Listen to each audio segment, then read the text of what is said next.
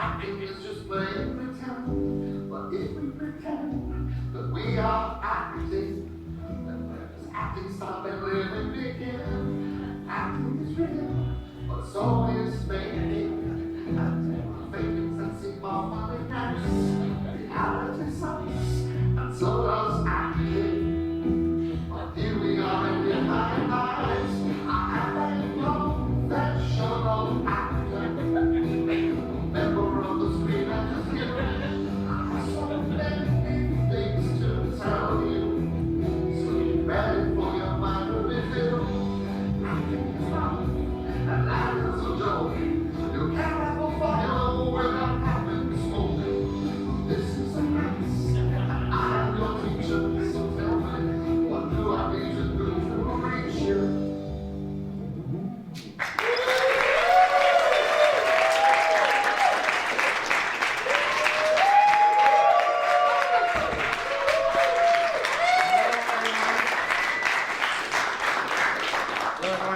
Ratliff, and this is Connor Ratliff Presents the Acting Class. Thank you for coming out tonight to attend this.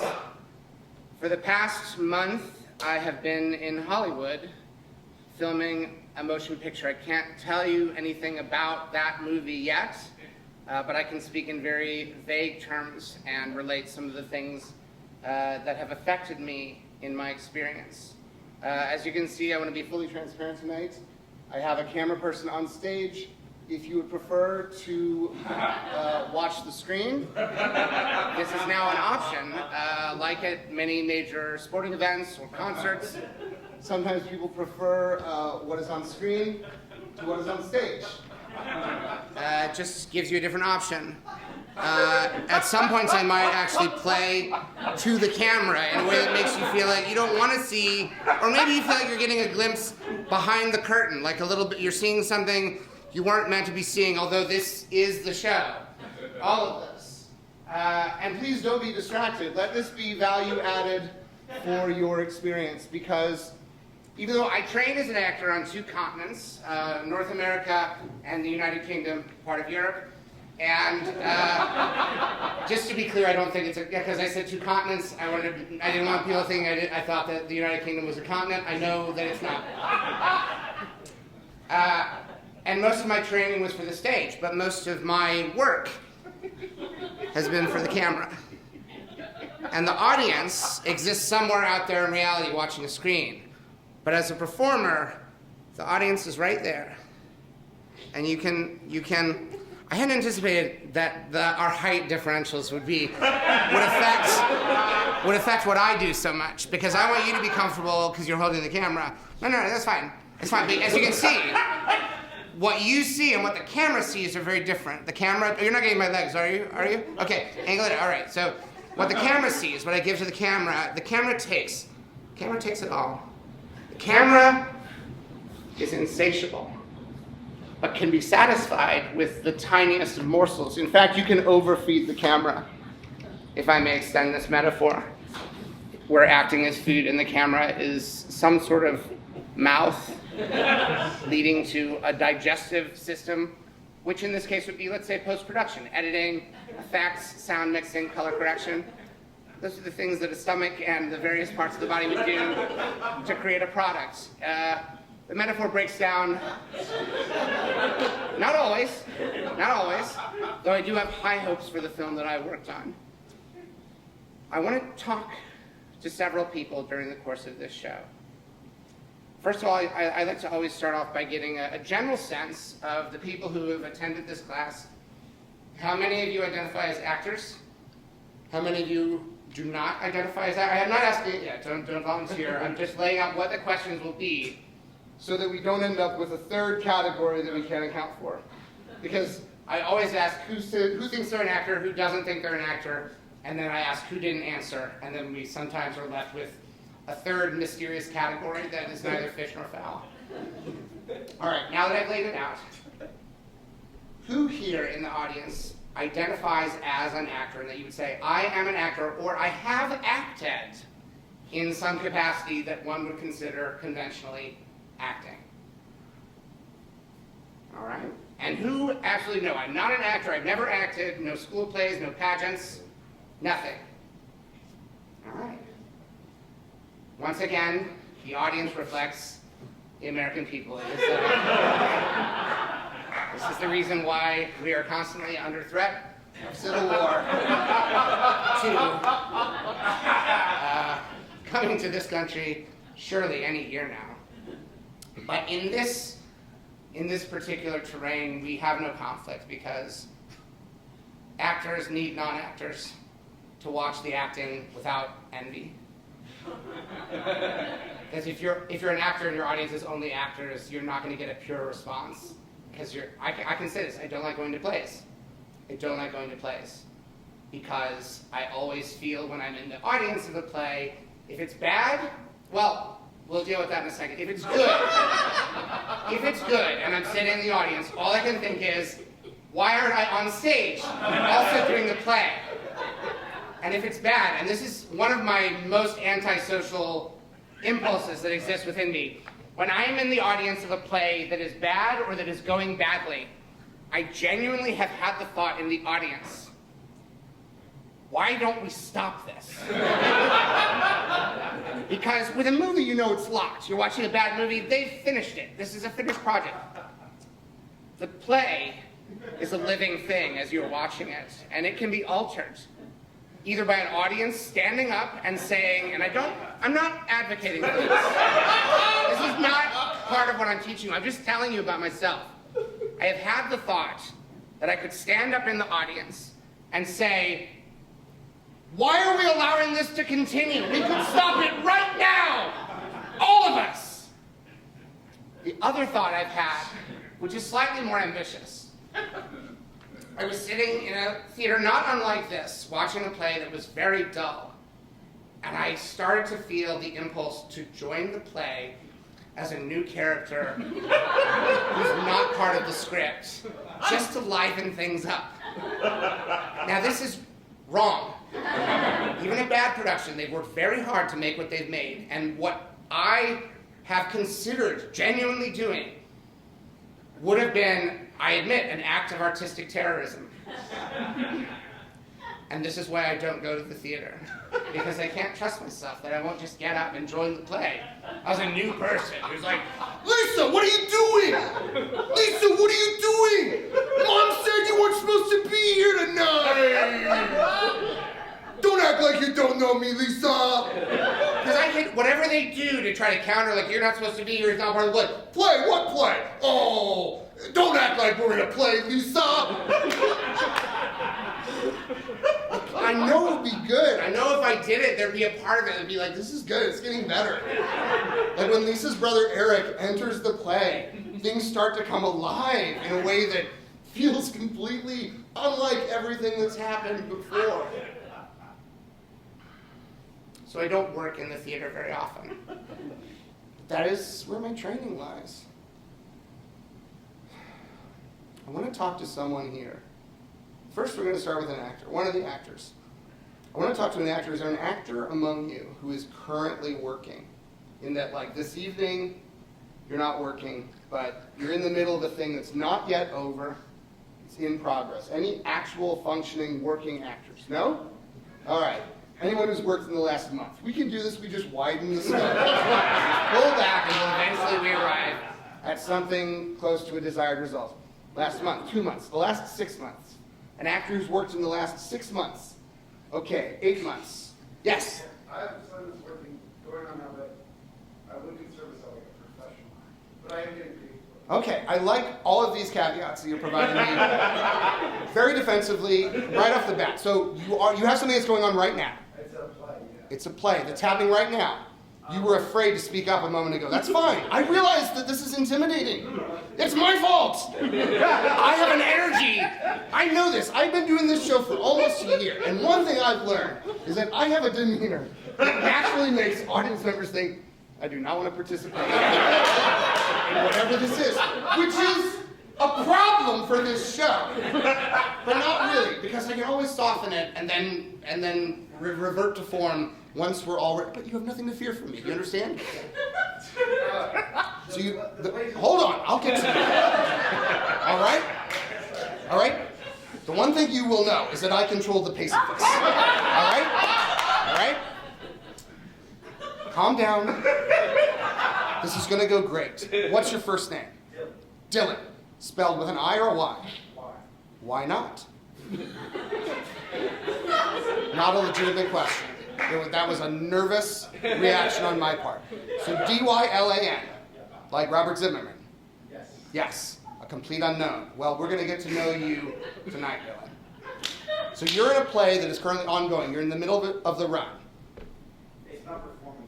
It's not performing. You're in the rehearsal. Okay. What is the play about? It's about a 1930s radio show writer's room. Play about a 1930s radio show writer's room. What's the title of the play, Dylan? Thank you, Don Ameche. Thank You, Don Ameche. A wonderful actor, no longer with us. I look to heaven, though I don't believe in it. I'm not suggesting that Mr. Ameche is burning in hell. I don't believe in that either, unless it is the current reality in which we are all confined. And by that I don't mean this show, I mean this country. And this world. So Dylan, Thank You, Don Ameche is the name of the play. Is it a new play or an old play? I'm not familiar with it. Original play by a guy who's never written a play. An original play by a guy who's never written a play before. These are exciting times. You said before you don't consider yourself a professional actor. Sure? Yes, You yes. said it, not me. Don't act like it. Dylan. Sure, yeah, whatever. I am repeating what you said to me. Do not gaslight me, Dylan. I will come for you. Dylan, why don't you consider yourself a professional actor? Are you getting paid for this? Yes. That is all it takes. Once you get money for acting, you are a professional actor. I'm not going to ask how much. I assume not a fortune, a modest amount. I haven't been paid yet. So Okay. That's not on you, though. Like if someone, I'll say this. If someone promises to pay you for acting, and you start acting, and they don't pay you, you are still a professional. Delinquency in payment does not detract from who and what you are. No, it's true. I normally don't allow applause during the show, but for that, a one-time waiver, yes. Do you think there's a chance they're not going to pay you? No, I think they're just going to pay us after the performance. Yeah, that's how I normally, totally normal. But there's a little part of in the back of your mind is like, maybe they're going to like skip town without paying. No. Not at all? No. 0% chance? 0%. Wow, okay. I don't know why you even brought up the possibility. Like, why? All right, so. I hadn't been paid yet, so technically, like, because you were like, you've been paid for acting, you're Yeah. a professional. Don't worry, I'm not going to get pedantic on you. Not about that, about other things, yes. What is your role? Have you been in plays before?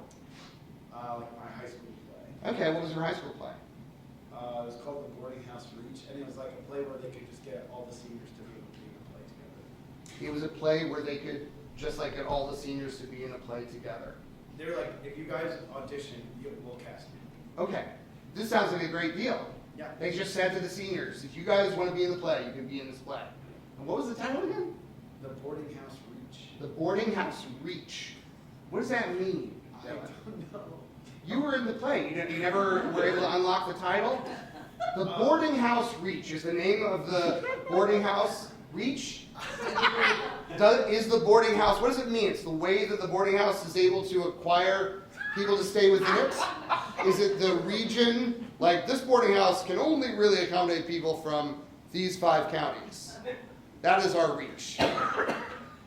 What is the reach in that title? So, the story is like a kid's parents goes away and he lets people stay at the house. So I guess it's like, well, this is a boarding house. Boarding house, but like, that concept is a bit of a reach, maybe. Okay. I'm baffled by this title. What was your role? You were part of the ensemble? I was like the kid's best friend. The kid's best friend. That feels like a big part. I was immediately thinking of the movie Big and how Josh Baskin has a best friend who's a big part of that movie. Were you like that? Were you like Josh Baskin? Have you ever seen that movie Big? Yeah. You like it? Yeah. Let me ask you a question that's a complete, I apologize for this indulgence. Do you think that Josh Baskin has a dad in the movie Big? Or is he being raised by a single mom? I don't remember it that well. Okay. Makes me want to talk to somebody else. Who remembers the movie? I'll get back to you, Dylan. You seen the movie Big? You're really familiar with it? Yeah. Do you feel like Josh Baskin has a dad? I mean, he put on his clothes when he became big. That's right, he puts on his dad's clothes. Yeah. So, But that's how you know he has a dad, because there's clothes? so unless it's the mom's lover. Yeah. Well, but that's crazy though, right? In that movie, that like I always grew up thinking, yeah, he's a single mom who's raising him. There's a scene where they go to the fair, where he goes up to the girl. I'm so sorry for this diversion About the movie Big. But I am genuinely fascinated by it, and I will tie it back to acting somehow. There's a scene where they go to the fair, and there's a guy there, and then at one point, the girl that Josh has a crush on when he's too short to get on the ride, She says, Josh, aren't those your parents? And it cuts to them, and they wave and embarrass him. And that's the only scene in the movie where the dad is there. And the dad just seems like a friend. There's a longer cut of the movie where the dad's in more scenes, but the scenes are all things like them talking to the police about how their child is probably not going to be found. And they're really depressing, and they really make the whole movie feel so heavy because they really hit home that the whole movie, these parents live in a world of hell where they think that their son is gone or worse. And so the dad is not in the movie. Right. Yeah. It was a good cut, but it's baffling that we don't even notice. Dylan, you play the best friend. Friend in The Boarding House Reach. What kind of guy was his best friend? How did you approach the role? He was like silly, he had a broken arm and a sling. He was silly, and he had a broken arm. Probably for doing something silly, right? It's like a silly guy. The line was that he zigged when he shouldn't say. I zigged when I should have zagged. Is that how you played it? Really? My grandma, after seeing it, said that I was like too wobbly and had a lisp. A note? I grew up with a lisp. A note from your grandmother that you were too wobbly and you shouldn't have talked with a lisp. Do you agree with those notes? I don't know. I wrestled with it for a little bit. As you should have done. You wrestled with it. Did you get these notes during the run of the show, or once it was too late to change it? I think we only did it twice, and it was probably after the second one. So It was too late. So you wrestled with it as like, what did I do? And I played this kid who I zigged when I should have zagged. It broke my arm. I zigged when I should have zagged. Wobbly, like you played it wobbly, right? I zigged when I should have zagged. He's my best friend. His parents are gone, and everybody's gonna stay at their house, I guess. It's the boarding house. It's kind of a reach. That was the last time you acted. Now what is the role in Thank You, Don Ameche? What's the part? It's this like writer's room has like been going on. It existed for a while. This is the guy, my character's first day. He's the rookie in the writer's room, this radio show. And this is in the 1930s. Great Depression. FDR is president. Country. Is this a comedy show, a radio comedy show? Yeah. So he's a comedy writer. Yeah. Is he a jokester? He's described as a sketch construction. So he's more like big picture. He sees the big picture. So he's a new guy. He's got his like suitcase full of sketches, big ideas for what could be really funny on this radio show. Right? This country needs laughs right now. This country needs laughs. Do you bring the list back for this? No? No? So you're doing it sans lisp. What's the name of your character? Howard. Howard? Howard? Yeah. Does he go by Howard or Howie? He goes by Howard, and they say that if he went by Howie, he'd be easier to insult. That's what the other... That's what the other writers on the show say? Yeah. Kid, you need a nickname. You go by Howie, you'd be easier to insult. Right? What's the most intense thing you have to do as Howard in this show? I give a little monologue of like why, like how I came up through like sketch world, and like how listening to the show inspired me, and how cool it is to be working on the show. And what's the conflict in that monologue?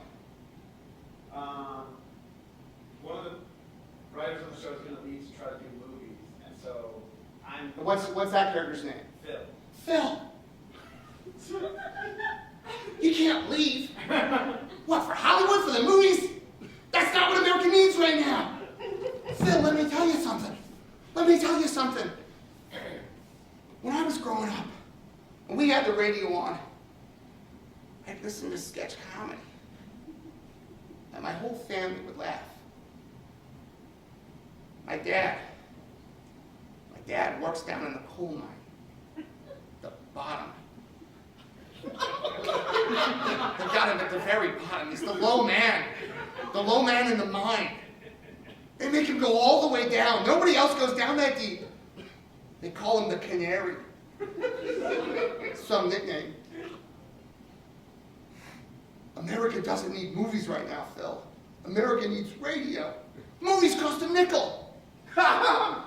Who's got a nickel to spare for a movie, whereas if you got a radio, you already paid for it. The left's are free, Phil. Don't go, Phil. I just got here. It was my dream to write with great writers of radio comedy like Phil Mankiewicz and Rodney Mankiewicz.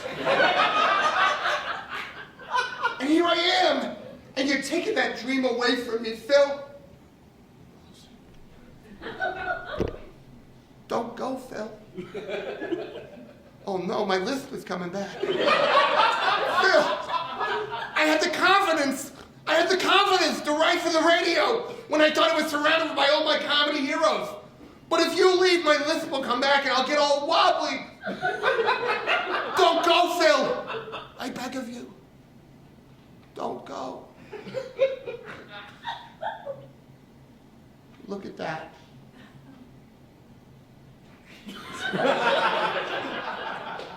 He went right out the door and flickered the lights on his way out.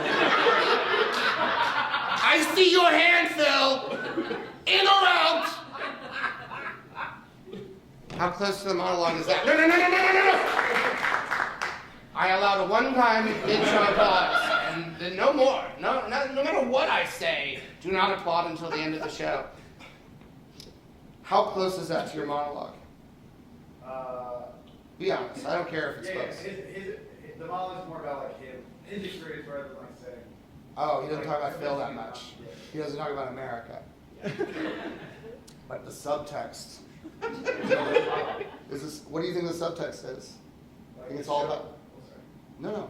Like this show is important and inspiring to people, and Yeah. you're doing important work. Don't feel like you need to go do something better. That doesn't sound like it's about him at all. Yeah. You nervous? Not now. Are you nervous about the play? I don't think so. Why not? I don't know. I don't know what. You don't know why you're not nervous. I don't know what there would be to be nervous. I mean, I guess like things going wrong or forgetting lines. That's not the end of the world. Yeah. You're confident the play is good. You will be good in it. Yeah. You have no reason to be nervous, Dylan. You know that? Yeah. You've learned so much before you even set foot in this class. There is no reason to ever be nervous about what is going to happen in a play you were in. I'm not saying you're wrong if you feel nervous, but if you don't feel nervous, don't feel like there's something wrong with you. Do you understand? Yeah. Because you seemed a little nervous at the beginning of our conversation. And this is meaningless. When does your play start? In July. You've got so much time. So much time. Well, best of luck to you, Dylan. I want to talk to a non-actor now. Someone who does, right next to Phil. Or not Phil. Phil was the character. Right next to Dylan. You're not an actor. Are you with Dylan here? Yeah. I was really just scratching my ear, but I'm happy. No. Because if that was a lie and you just chickened out, it was well acted. Because it did look a little bit like an ear scratch, and I believed you when you said, I was really just scratching my ear, and I don't want to talk to you. Is there a non-actor who's willing to talk to me? Yes, you. Yes. You're not an actor. No, I'm a software engineer. A software engineer. Yeah. And you're leaning forward as if to challenge me. What are you going to do with this? I'm a software engineer. It's like the furthest thing from acting ever, but yes, I do software. No, I think murder is the furthest thing from acting. Because acting is life, and to take a life, that's not what actors should do. I guess so. I just think software engineer is far away, but it's not as far away as murderer. Yeah, that makes sense. Yes. Yeah. But you do confidently feel, I sense an eagerness in you Yeah. to say what I have to say to you as a software engineer, perhaps is, because I don't know that field. Coding? Coding, yes. Oh, all day. Coding? Yes. Coding? Yes. You, what kind of computer do you what's your work situation like most of the time? Sitting, standing? I sit down, I have a monitor, and I have a Mac, and some software engineers have 2 monitors. Right. Some of them have 3 monitors. Yeah? How many do you have? I just have 1. You don't need 3 monitors. What a bunch of show-offs. 3 monitors. I can do all my coding just with the 1 monitor. I'm a single monitor man. SMM. Single monitor man. Do you interact with other people in your work?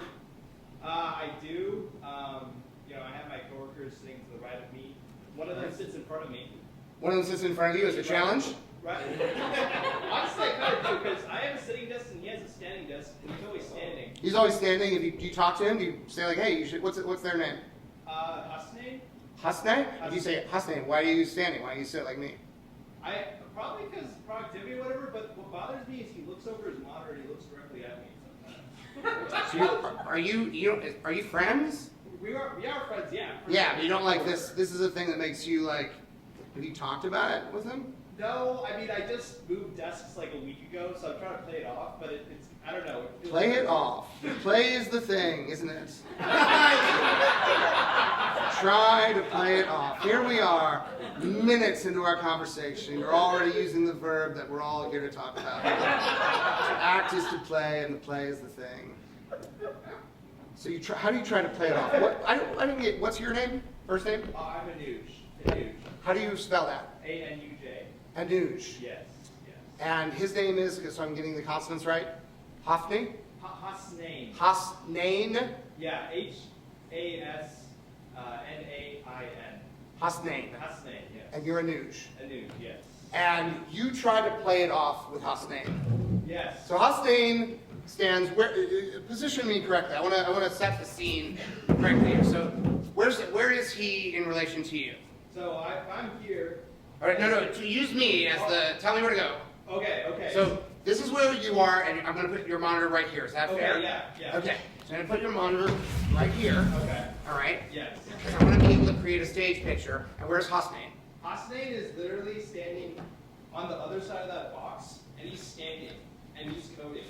Here? Yeah, right Facing here. you? We're literally like standing right across from each other. Okay. Separated by our monitors. All right. Yes. So you're here, sitting, Yeah. and Hasnain is right here. Yes. Yes. And his monitor, you can see down onto me. Yeah. So he can't see what's on your monitor, though. No, that would be crazy. Yeah. So he's like this, and he just does his work, and he looks right at you, and then you are right here, and you're like.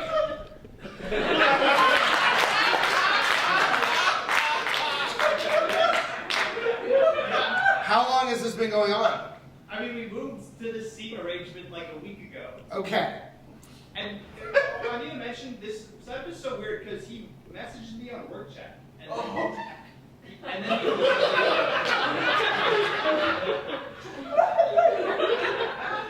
And you get that on your monitor? What? You get that message on your monitor? Yeah. And then sometimes I look for him too. So you message him back? Yeah. All right. I feel like kind of pressured to message him back, even though I just want to work. Yeah. What's a typical message from him that you would get when he's looking right at you? Well, he wants me to review his code, and so he's like, review this code ASAP, or can you review this code fast? And he really wants me to review his code. All right. So that's his want. Yeah. And you want him to stop messaging you Yeah. and stop standing there. You'd rather him. So now we get to the part, I know your want in this, and I think we know his want. He wants you to review his code ASAP. Yes. Yeah. Because fundamentally, these are the building blocks of any dramas. What do the characters want? Yeah. And what is in conflict here? And it seems like for two friends who work together, Yeah. it seems like there's a lot of conflict. Yeah. Now here's what I'm fascinated by. How do you play it off? You said, I'm trying to play it off. Because you haven't had a conversation with him. You haven't had the conversation where you say, well, first I'll send it as a message. Hey, can we talk? And then he will send a message back saying, sure, what about? And you're like, I'm going to go off, last name. I'm going to stand, if that's okay. I'm going to meet you on your level because I feel like, Hassan, can I just ask you, do you like our physical work setup? You do.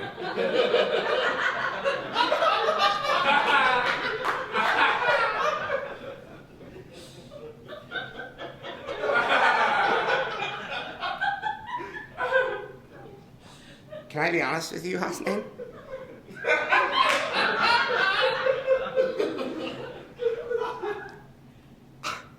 I don't like it. I don't like that you're standing and I'm sitting. I don't like that you're looking down at me. I don't like that you send messages on the work chat rather than just talking to me when we're in the same room. Okay?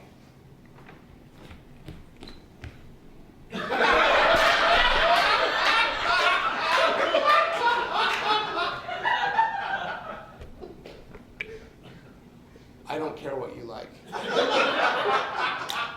I like sending message to you rather than saying stuff out loud. I like seeing the moment when you get the message. It sends a thrill down my spine.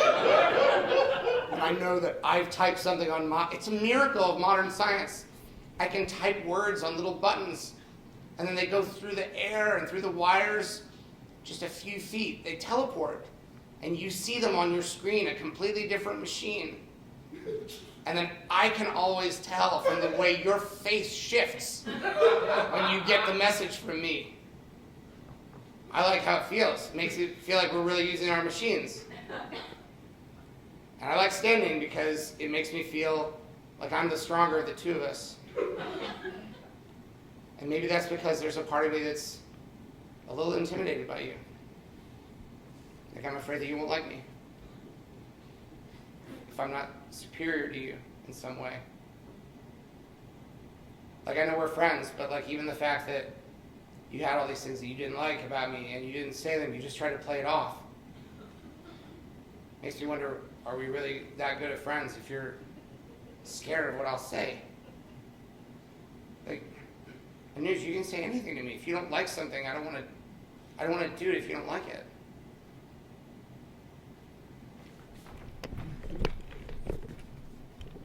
Well, what are we going to do now?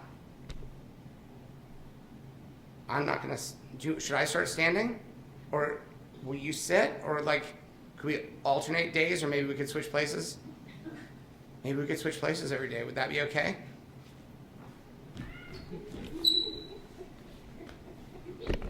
We could try it. Maybe for one day. But if I don't like it, I don't want to keep doing it. Okay? Okay? What does that mean? Why did you jut your head forward like a bird? I'm going to tell you, I didn't like that, Ameche.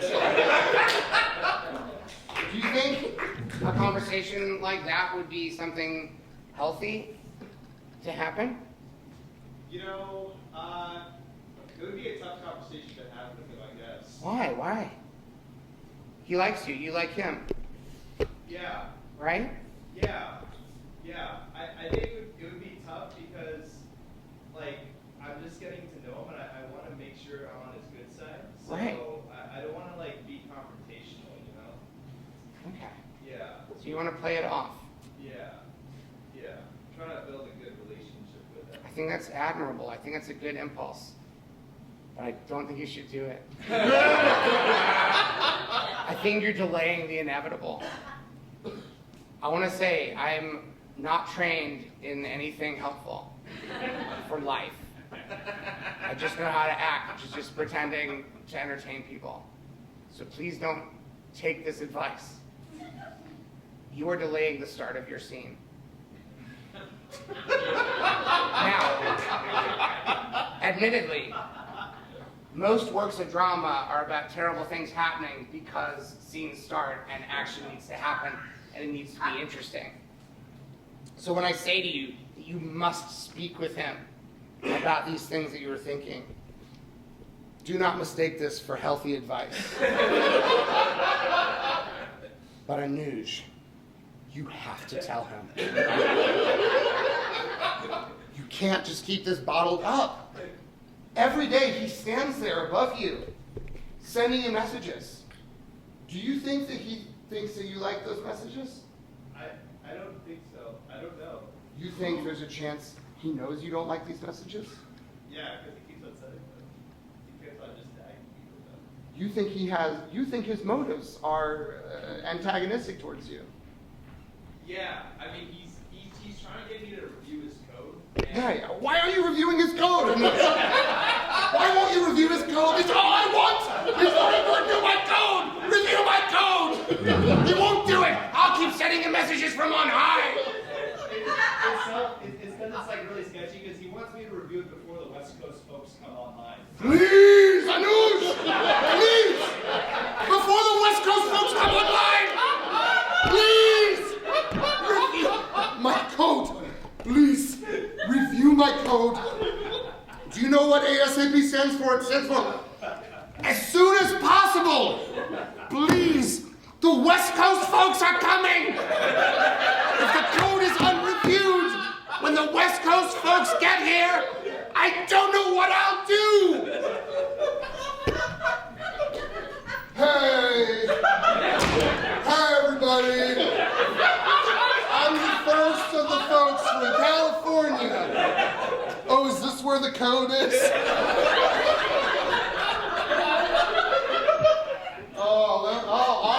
Awesome. It's a pretty good code. Yeah, some of the other, they're just parking. The rest of the folks from the West Coast are parking. And I said, I'll just run on in and take a look at this code. Pretty good. It's pretty good code. Do you guys check on each other's, you review each other's code? You really, because that's the one thing I think is missing. This looks like this was done by a solitary coder. Loner, lone wolf, maybe no friends. Looks like it was unreviewed. This looks like raw, rough draft code. I can always tell this looks like a first pass. If there was a second or third pass on the code, it was done by the same guy who coded it. You can always tell when the review's a self-review as opposed to a peer review. Oh no, it's typical stuff. Typical code. I don't know what's keeping the other guys. They were looking for, it's hard, there's not a lot of parking here. And you don't do valet. I don't know. It's good code. It could have been great code. I hate that we flew all the way out here. You know, you two seem like you have a good rapport, a good dynamic. I don't know if you're afraid to upset the apple cart. We don't run this software company so that you can be friends with each other. We want people to push back, have some give and take.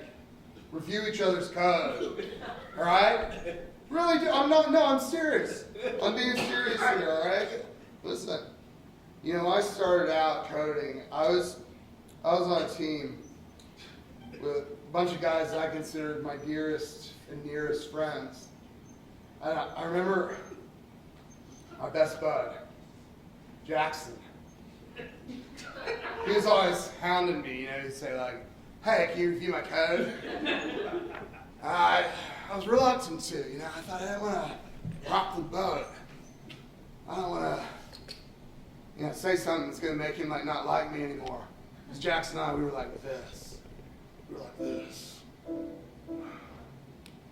I tell you what, those days, They were heavenly. And then one day, I said to myself, oh my, what's this? It's my best friend's code.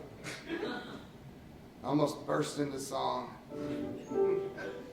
I said, my friend Jackson, he's written lovely code. What did I worry about? I couldn't be open with my best friend, my best friend. I should have been more open with him, my best friend. So many wasted years.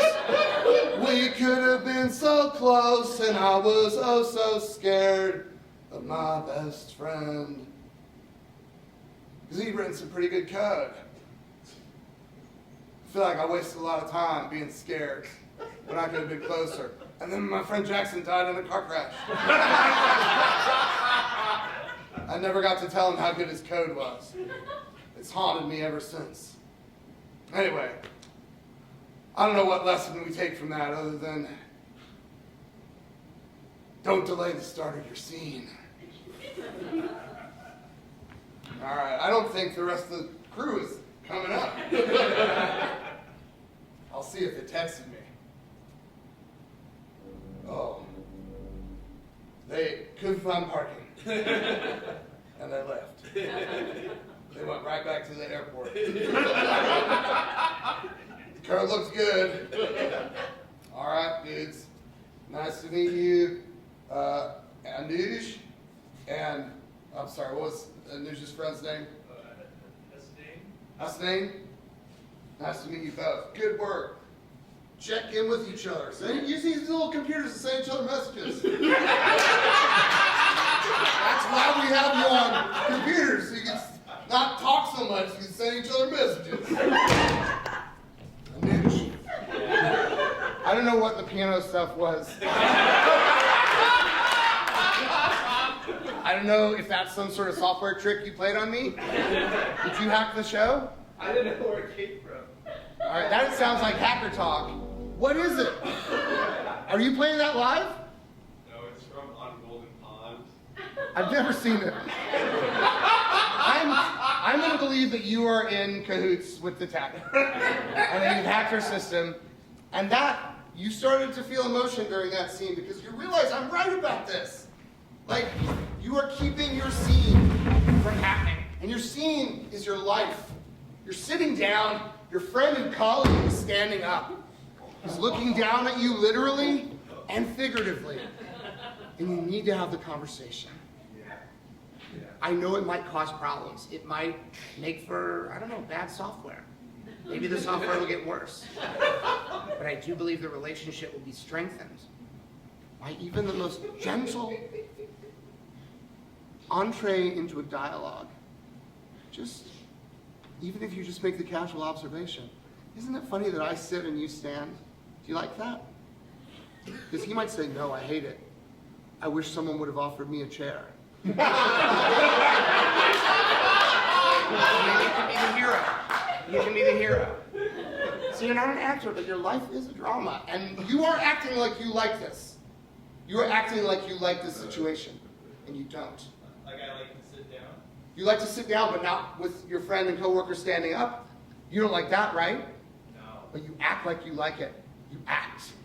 You act. You act like you like it, and you don't. Yeah. I'm not wrong. No. I'm right. Yeah. Thank you. All right. No boss. I want to speak to another actor. You're pointing to someone else. And he's raising his hand. You're raising your hand? Yeah. Do you want to speak? Yeah, sure. In what sense are you an actor? I studied acting. Yes. Where? Rider University. Rider University. When? New Jersey. When? I graduated in 2020. 2020, you graduated. Yeah. Before or after lockdown? Mid-lockdown? Yeah. All right, so you virtually graduated. Yeah. When you studied acting, what did you learn? What's the main thing you learned about acting? Great question. It is a fantastic question. One of the reasons, in fact, that I ask it. And it was such a good question. What's your first name? I'm Forrest. Forrest? Yeah. How many R's? 2. Great. What's the last role you played? I was Will Rogers in a musical called The Will Rogers Follies. Yeah. You know how to do the roping? Do you do the Yeah, rope? Tell a joke? I still got it, yeah. You still got it? You have a rope on you? You see how literal-minded I am? You're like, I still got the rope. I'm ready to tell. What's one of the witticisms that Will Rogers says? Just one clever thing he said. I don't have any on tap. I don't remember any. I know Will Rogers said a lot of clever things. Yeah. The Democrats always have a better party. It's because they know they're not going anywhere after. The Democrats always have a better party. It's because they know they're not going anywhere after. Timely. And the whole time, if you don't know what I'm doing here, my image of Will Rogers is that from cradle to grave, he never stops doing this. Just picture a loop expertly going up, down, legs, arms, down the head, over there, and then he'd say things like that. People are like, that cowboy is clever. How did you approach the role of Will Rogers? Did you do a lot of research? Yeah. I read a lot of biographies about him. I listened to a lot of radio broadcasts. Did you try to imitate the cadence, his voice? Yeah, more or less. But you also left a little bit of wiggle room for it to be your own. Yeah, but it's also like, I feel like when you're playing a historical character, it's not necessarily playing exactly who they were, but Right. how they're remembered. And how do you remember Will Rogers? He's a folksy, approachable, rope swirling guy next door. He just a guy with a rope who lives next to him. Friendly, approachable, folksy, always saying clever little things. Yeah. What was the central drama of his life? What was the big problem? What was his folly? Well, he got really, really famous. What? And then the Depression happened, He got really famous, then the Depression happened. and he didn't know how to use his influence. Right, he's like, I'm just a rich cowboy with a lot of witticisms, and now everyone can't eat. Oh no! Well, that dog don't hunt. What's another witty thing that he said? Oh boy! I never met a man I didn't like. I never met a man I didn't like, but I did meet a bunch of people who don't have any jobs. I'm a millionaire now because of my roping and my wit. And now everyone is sad. Boy, those Democrats sure can be foolish. Sometimes. You can lead a horse to water, but then he's gonna drink the water and you got no water left for yourself. Woo-wee. Oh boy. So then what, he was sad? Yeah. You have sad scenes as him? Like, oh, Yeah, right. yeah. There's like a big like monologue where he's like, "There's as much money as there was, but fewer people have it." Oh. And then he dies in a plane crash. Right. Okay. And that's the show.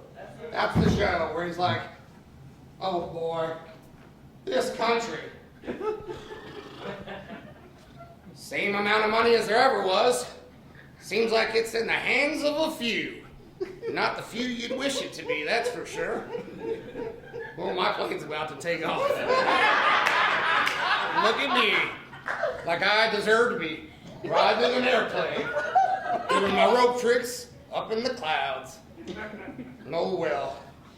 I wish I had the answers to society's problems instead of a few witty, folksy turns of phrase. And a handful of the same fucking rope tricks over and over. Oh, we're boarding the plane? Oh, wonderful. I mean, wonderful for me, not for the people who can barely afford a soup and a sandwich. Oh boy. Here we go. Into the wild blue yonder. Oh, what's that? Oh, okay. Guess I'll put my rope. Hold on. There. I'll see you after the flight, old friend. Oh. Ropey. You and I have been pals since as long as I can remember.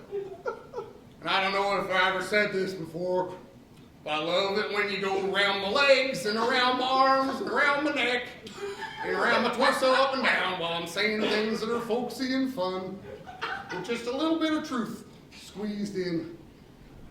See you on the ground, my buddy. Okay. Now there's just a flight and then the rest of my life.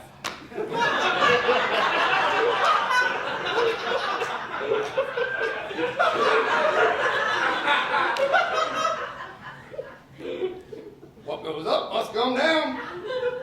Not too fast, I hope. Ooh, that's a good one. Feels wrong to say it without Ropey spinning around me. I remember saying it. Hey, I think that's a left leg remark.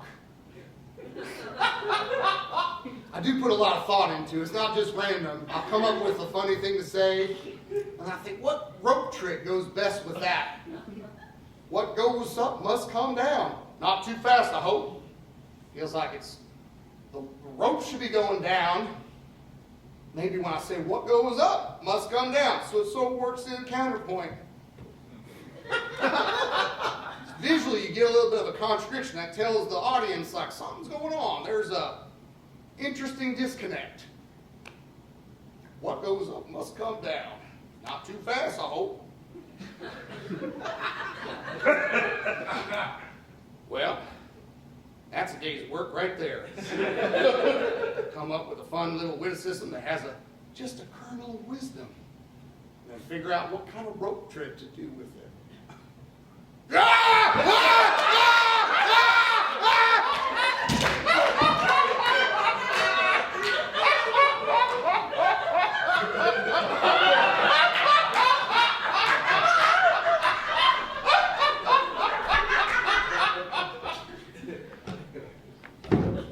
I did scrape the chair.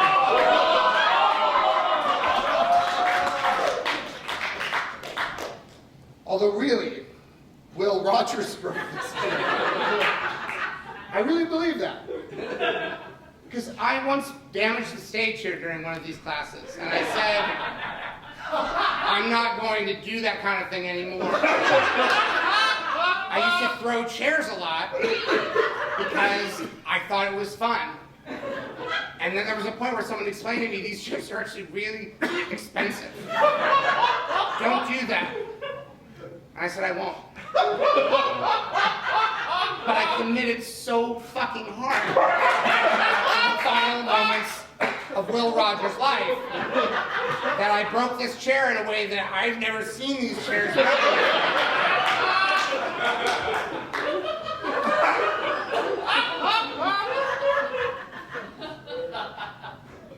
But you know, there's people out there can't even afford a broken chair.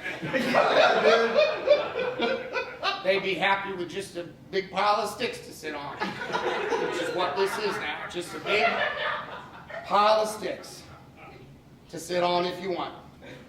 The seat part works just fine. Look at that. Still good? Or you just stand. You don't have to sit. When they do other shows at this theater, they don't need to have everybody sit, or they can sit like this, just on the front of it.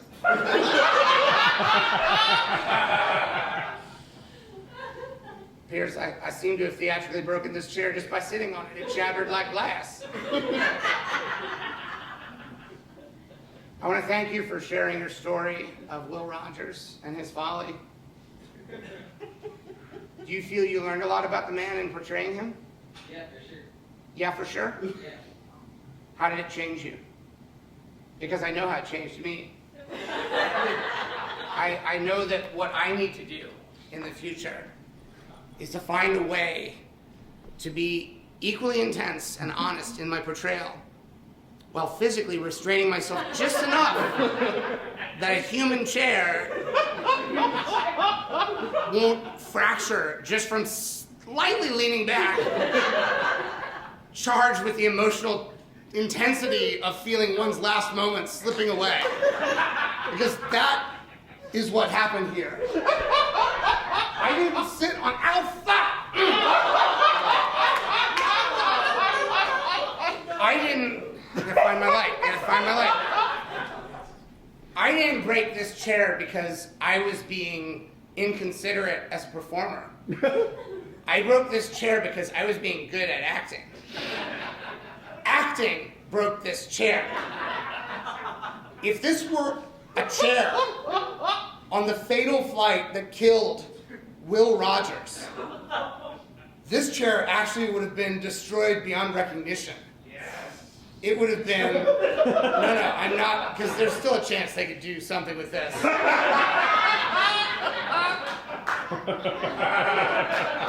So the thought had crossed my mind. But I have drawn blood in this show.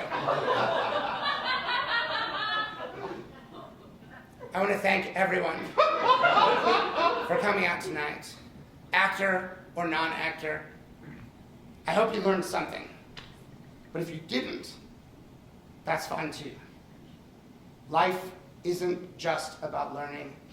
It is also about experiencing and about feeling and about watching and listening and loving and so many other verbs. I could list verbs here all night to you and they would all be valid verbs. Please tell your friends to come to this show in the future.